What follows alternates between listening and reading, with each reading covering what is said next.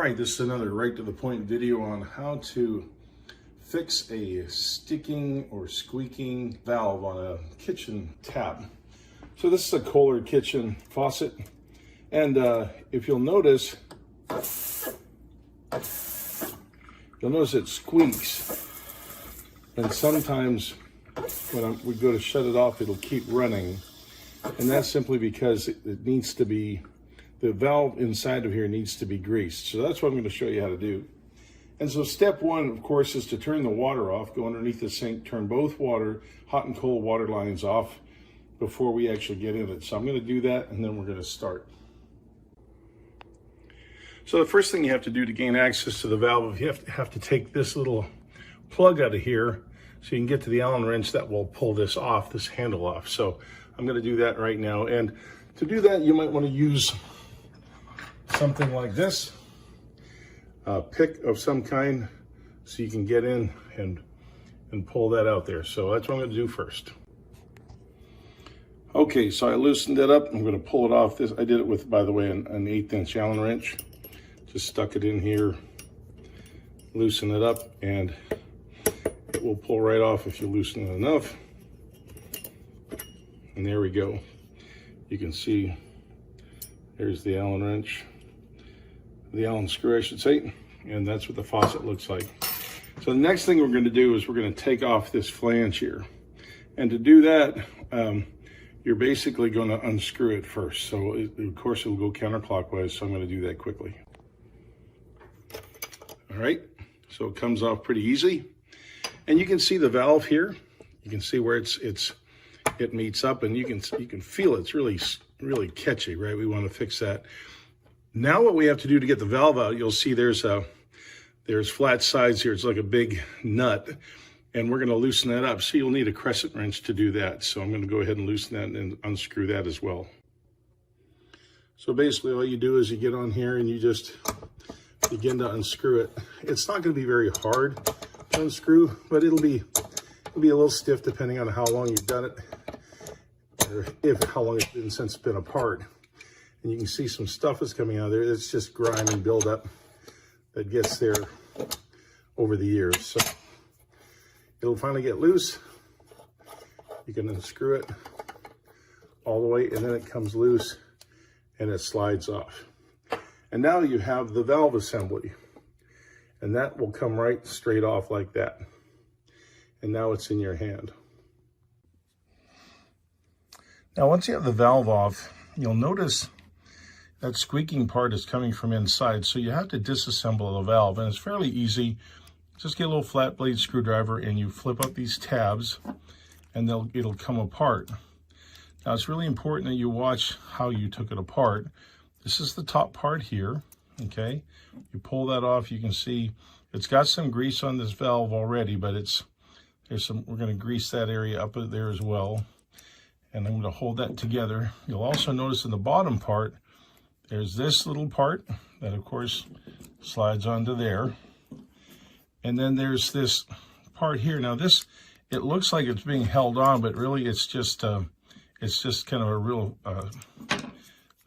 almost like a suction that holds that on. You can slide that off, but you can see that's the valve there. So that's that part of the valve. So this floats pretty easy and pretty smooth. And what we're going to do is we're going to grease all these parts up here, and just to make sure that this part here and this part here and there is well greased up, so we can, and then we'll test it after we put it back together.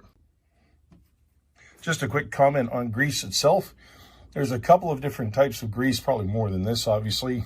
Your local Home Depot will have the Odie grease, and I don't know where I got this from, but Danco also makes it. Just make sure you look at it and realize it's waterproof, and it should tell you on there if it's for use on faucets and valve stems. So make sure you have the right stuff. Don't use a regular grease on here. It's not good. You want to make sure to have plumber's grease. Now the first area I greased, which I think was the main problem, was this ball here. It was pretty dry, and now I can move that around. It works really good. So make sure you pop that out a little bit. You don't have to take it all the way out, but just get some grease on there and seat that back in. I also went ahead and greased this gasket just lightly on that. That's going to seat inside of here. I just want to make sure I have a good seat in there, a good seal. And by the way, it can only go in one way. If you'll notice, that smiley face is kind of oval shaped, so it really only goes in one way. You can't really get that wrong. So just make sure that you look at that carefully and that it seats there so the smiley face is looking back at you. Okay, I've got all the surfaces done, everything put back. I'm going to go ahead and get that on there and snap that in place. And let's feel that. Yeah, that feels much better. No stickiness at all. Feels really good. And that should help, definitely help this tap shut and close and open very smoothly. Okay, we're ready to go ahead and put the valve back in. You'll notice it's got a couple little nipples on there, and they line up with the top there, so you really can't get it in wrong. The only thing you could do wrong is if when you slide it in, you didn't seat them correctly. And there you can feel it go in. If you don't seat that correctly, when you screw this brass nut in, you could damage the valve. So make sure to get it seated right, and then just reverse the process. Put the brass valve on next. Just a quick tip, when you tighten this on, this isn't a lug nut, okay? So just snug it up, but don't wrench it down too hard. You don't need it. Just get it nice and snug with the crescent wrench and you'll be fine. When you put this part on, I just hand tighten that. You don't want to tighten it too much because again, all it is decorative. Well, it protects as well, right? But it's not holding any water. It's just more decorative. So just snug it with your hand. So if you have to pull it off again, you can undo it with your hand as well. One last little thing, just to make sure you understand, because it messed me up a little bit too. If you'll notice, there's that little switch. If that is turned all the way over there, it will not go into the hot. It will block it from going hot. So just realize that I accidentally bumped mine and it slid over, and it wouldn't do that. So make sure that you got it all the way back to where it was when you pulled it out, and you won't have any trouble. Okay, so it's all put back together.